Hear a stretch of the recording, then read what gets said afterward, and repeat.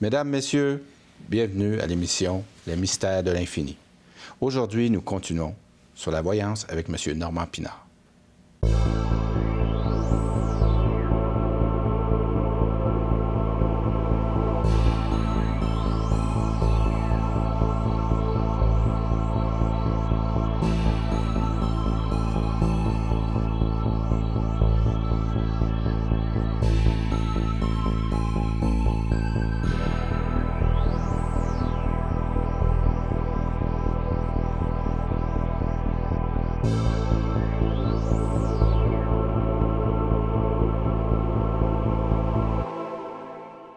Mesdames, Messieurs, aujourd'hui, nous regardons encore une fois qu'est-ce qui fait que la voyance soit un phénomène qui nous intéresse toujours et qui apporte beaucoup de choses aux gens.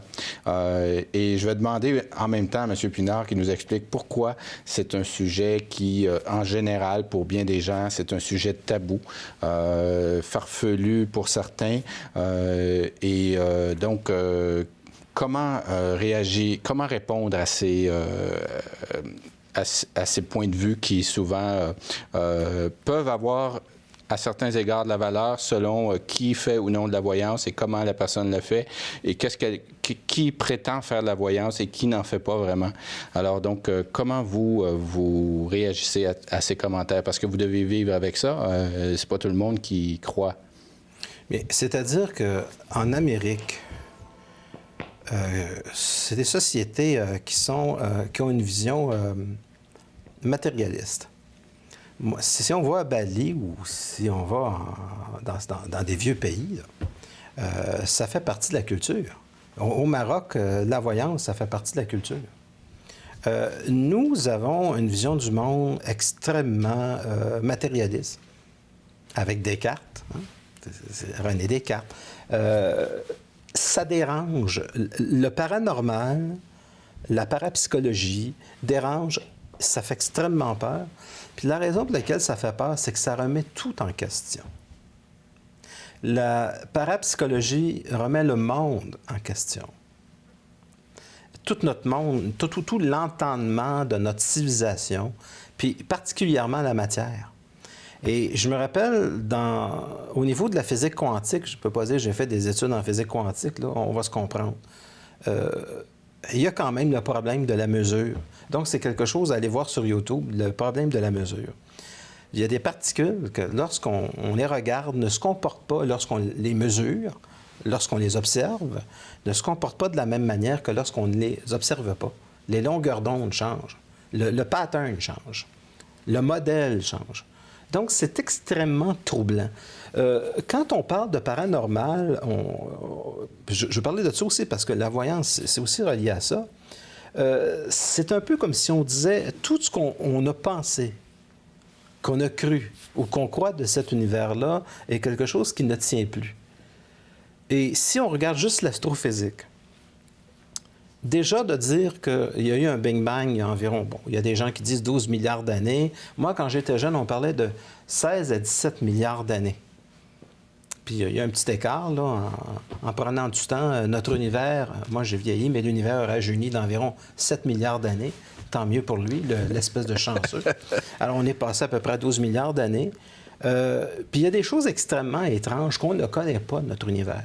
La première chose, c'est, premièrement, cette particule qu'on ne voit pas à l'œil nu explose et subitement apparaît notre univers.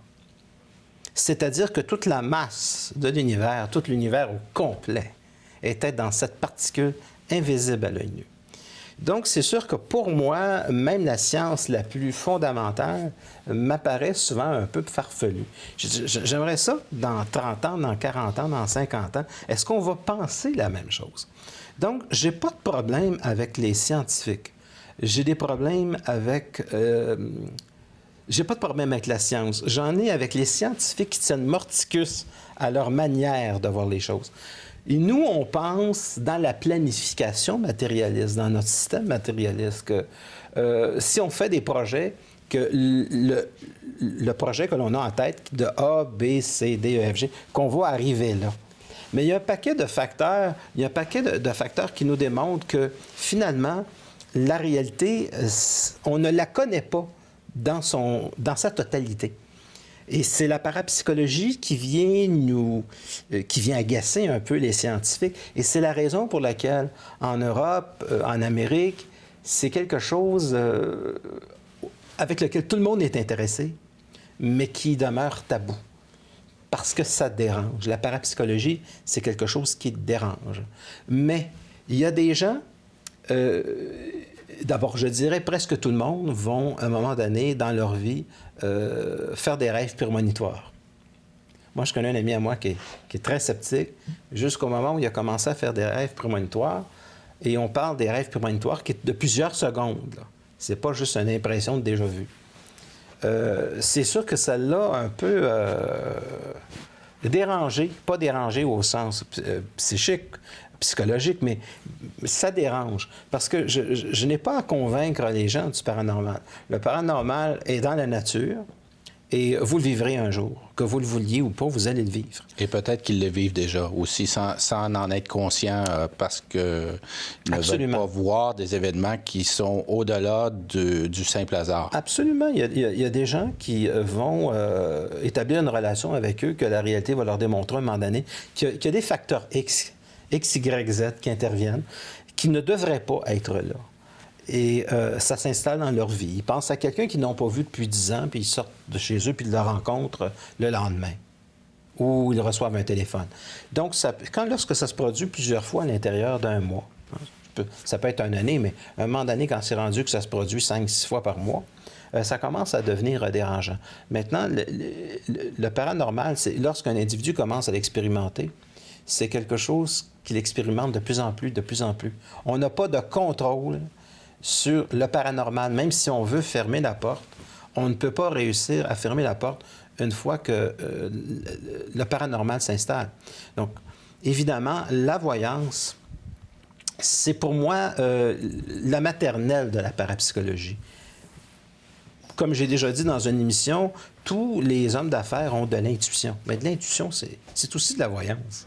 C'est dit poliment, c'est dit doucement, mais c'est aussi de la voyance.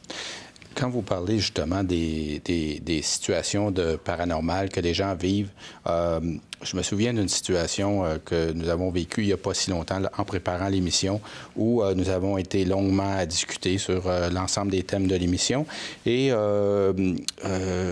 nous étions dans un environnement quand même tranquille et à peu près au même moment, nous avons reçu un téléphone en même temps sur nos téléphones. C'est le seul téléphone, d'ailleurs, que nous avons eu durant notre rencontre qui a duré plusieurs heures.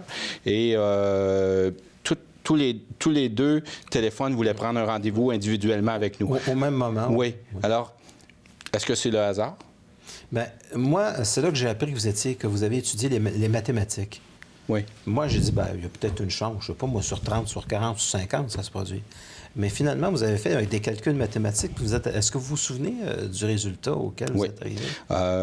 Sur les chances que ça pouvait arriver, que les téléphones arrivent en même temps, puisqu'on n'en a eu qu'un seul téléphone durant cette... Et c'était le même sujet? C'était le même sujet de deux personnes qui ne se connaissaient pas, qui nous appelaient. Oui. C'était vraiment un hasard pur et qui voulaient exactement prendre un rendez-vous pour des motifs différents, chacun. Au même moment? Au même moment. Oui. Nous avons pris chacun notre cellulaire et pour moi, ça m'apparaissait être une situation qui était peu probable. Et là, j'ai fait des calculs, un calcul, je dirais, sur papier, comme ça, pour arriver que la chance que ça puisse arriver, étant donné le temps qu'on a été ensemble, était environ de 1 sur un demi-million. Une chance sur un demi-million que les téléphones arrivent en même temps. Et c'était pour moi un événement de synchronicité. On en a parlé dans des émissions antérieures, mais on pourra en reparler éventuellement. Mais la métaphysique est partout. Pour moi, c'est au-delà du hasard, ce genre d'événement. Est-ce que je me trompe? C'est-à-dire que le hasard fait bien les choses. Oui. Parce que le hasard porte sa fin en soi. C'est-à-dire que la fonction du hasard est métaphysique. La fonction du hasard, c'est c'est que ce qu'il y a de plus conscient dans l'univers se manifeste à travers l'homme. On pourrait regarder la réalité à deux niveaux, complètement différents. C'est pour ça que j'aime élaborer ici et parler de théorie, plutôt que de fait. On va regarder l'aspect théorique. Pour moi, il y a deux choses de possibles dans cet univers-là. Ce que je trouve premièrement étrange, c'est le processus de venir au monde. Alors, on vient au monde, on apparaît au monde, pas immédiatement au moment de notre naissance, mais au bout de l'âge de 2 ans, 3 ans, 4 ans, on arrive, on est là. Et les autres nous transmettent beaucoup d'informations, tellement et si bien qu'on est beaucoup ce que les autres pensent. Jusqu'à l'âge de 30 ans, 40 ans, 50 ans, on est quasiment ce qu'on appelle une mémoire résiduelle du monde en nous. Donc, ça prend beaucoup de temps d'en arriver à soi-même et de se libérer de la mémoire, de l'inconscient collectif qu'on subit pendant toute notre enfance. Donc, pour moi, la liberté va jouer un rôle très important. Et l'individualité aussi va jouer un rôle très important parce que l'individualité va permettre à un individu de passer dans sa propre créativité. C'est-à-dire qu'il va créer quelque chose qui n'existe pas dans le monde avant. Pour moi, c'est ça. Pour moi, c'est ça, un gars comme Steve Jobs. Oui. C'est ce qui fait un visionnaire pour moi. Et d'ailleurs, il le dit. Si vous avez des rêves, allez jusqu'au bout. Soyez différents. Hein? Think different, c'était oui. le mot de Steve Jobs. Oui. Osez aller au bout de vous-même. Et ça veut dire, oser aller au bout de soi-même, ça veut dire aller au bout de son intuition. Ouais. Au bout de ce qui nous anime. J'écoutais dernièrement, il n'y a pas tellement longtemps, Jean-Marc Chaput, et c'était très clair comme message. Beaucoup de métaphysique dans son principe de pensée. Tu vas au bout de tes rêves. Ouais. Mais pour aller au bout de tes rêves, il faut que tu sois toi-même. Et quand tu es toi-même, tu t'imposes dans le monde, et c'est comme si tu étais un centre partout, avec une circonférence inexistante. Donc, plus tu es toi-même, moins le monde peut te sembler réel. C'est de la pâte à modeler sur laquelle se modèlent nos pensées. Mais plus le monde a de l'emprise sur toi et que tu lui accordes une grande importance, plus tu es faible. Donc, la démarcation, ça, c'est une chose qui est là. C'est comme si notre monde était une sorte de holodeck dans lequel nous avions le pouvoir de changer la spatio-temporalité. Et on n'est pas loin du fameux problème de, premièrement, de cet univers-là. D'où vient-il? Vient-il de nos pensées? Comment se fait-il qu'on ne connaît pas plus de choses sur nous qu'on en connaît sur l'univers? Okay. Est-ce qu'on a un bing-bang personnel? Quand j'étais jeune,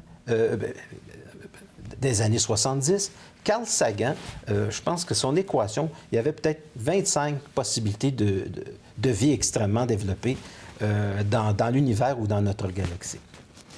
On restait à la galaxie. Mais aujourd'hui, avec la découverte des exoplanètes, et y compris des exoplanètes d'où la vie est possible. Moi, je me rappelle, en 1980, j'avais fait une émission qui s'appelait Dossier OVNI à CKMF. Et j'avais invité René Racine. Et René Racine avait dit qu'il y avait très, très peu de probabilités. Là. Ça prenait une planète avec une certaine rotation. Ça prenait une planète avec de l'eau. Mais en ce moment, à tous les mois, on en découvre des exoplanètes.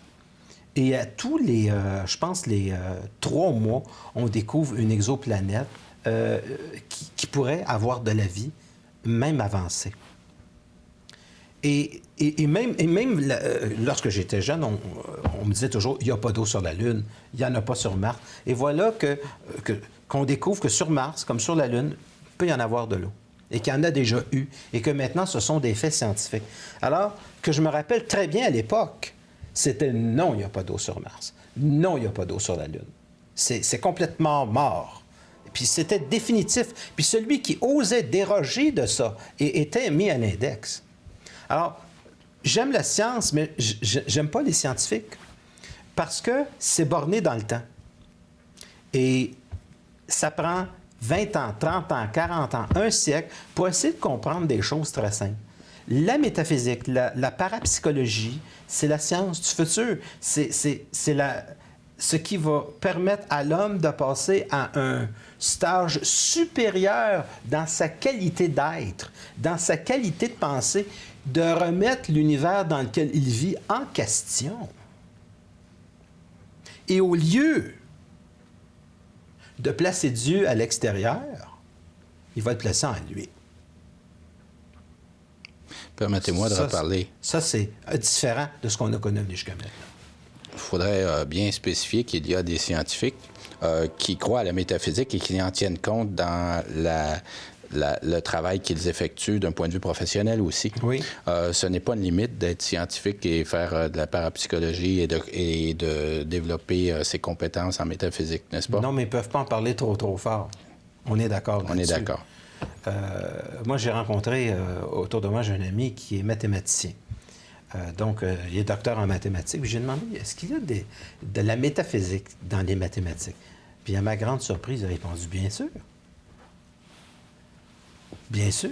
Il y a de la métaphysique, il y a des choses extraordinaires dans les mathématiques qui relèvent purement de la métaphysique.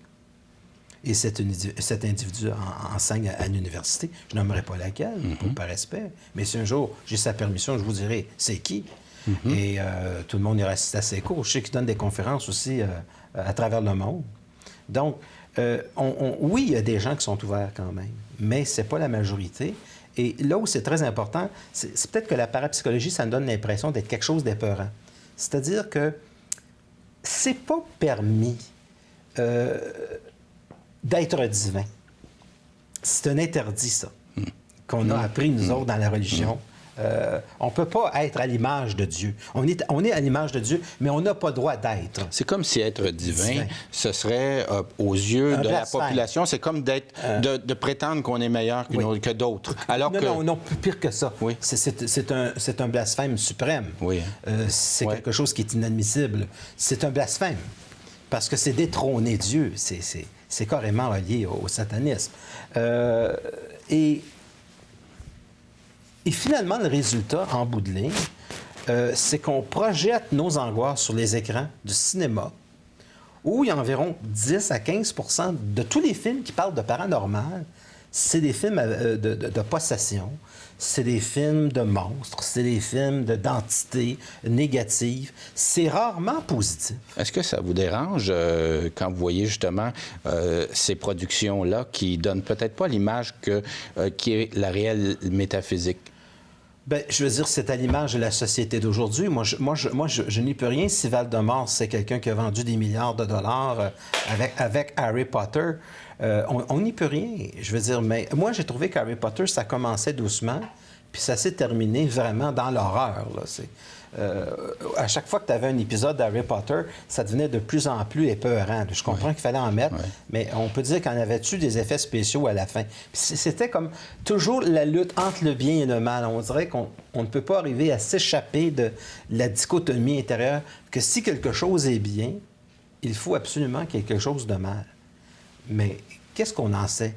Que le mal, que les ténèbres ne servaient pas la direction de la lumière.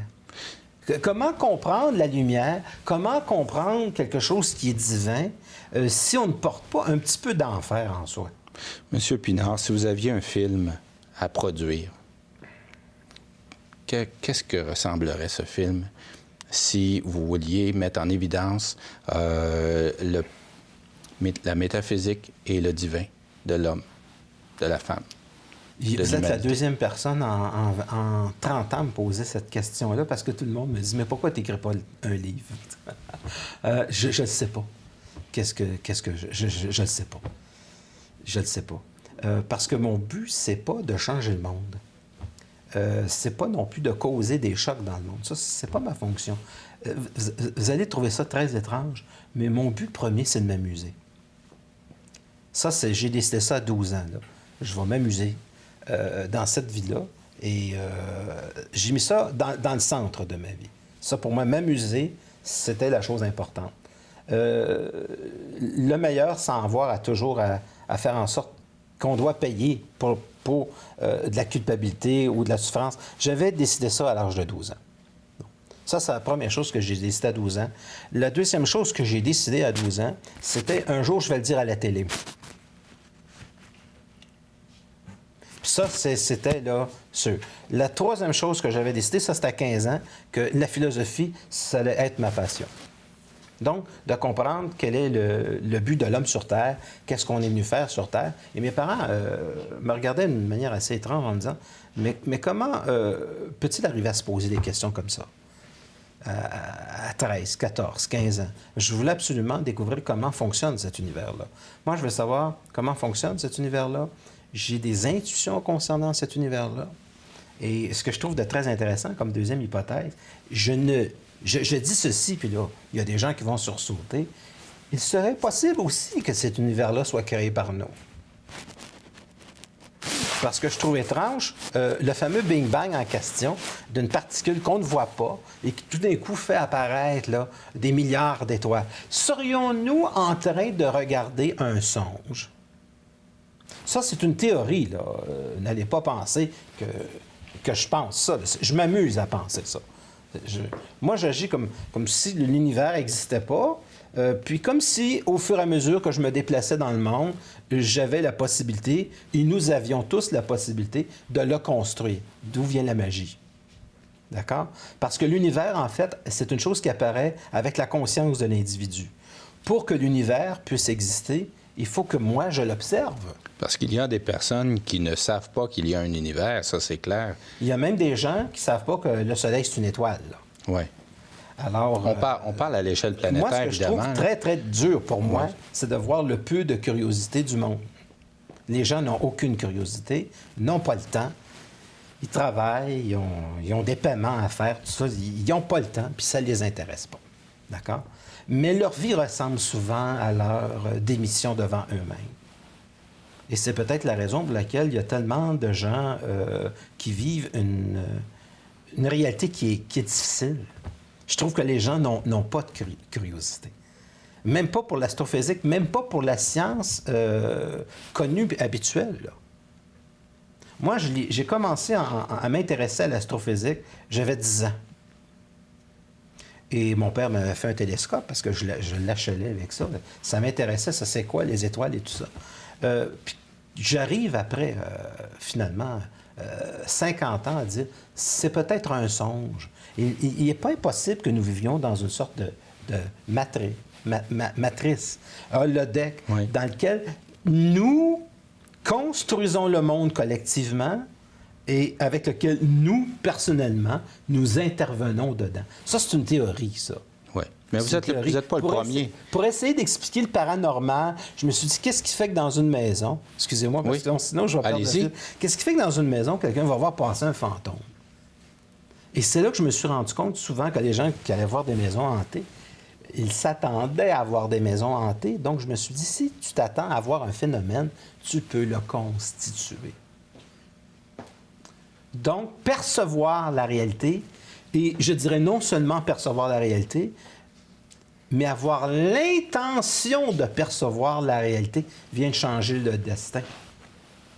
Donc, ça veut dire que l'intérieur de soi, c'est quelque chose d'extrêmement puissant. Et j'ai appelé ce phénomène-là, personnellement, je l'ai appelé ce qu'on pense de nous, ce qu'on est en nous-mêmes, ce qu'on est comme sérénité, ce qu'on dégage comme sérénité qui va changer l'espace-temps, puis tous les événements qui nous entourent, je l'ai appelé l'ambiance. Et donc, je crois que les ovnis peuvent peut-être faire partie de l'ambiance, de l'inconscient collectif. Et c'est la raison pour laquelle ce phénomène lumineux, moi, je n'ai pas de conviction nécessaire là, que ce sont des extraterrestres. Mais quels beaux objets modernes! Quels beaux objets high-tech, extraordinaires. Imaginez-vous les extraterrestres débarquant de ces merveilleux appareils.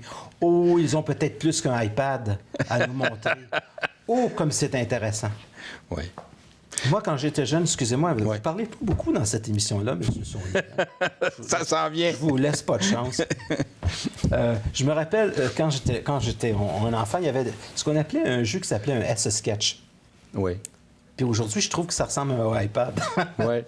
Comme si une chose qui était pensée, ça avait 2 boutons. puis tu pouvais faire des dessins géométriques avec ça. Puis ça avait la même couleur qu'un iPad quand tu le fermes.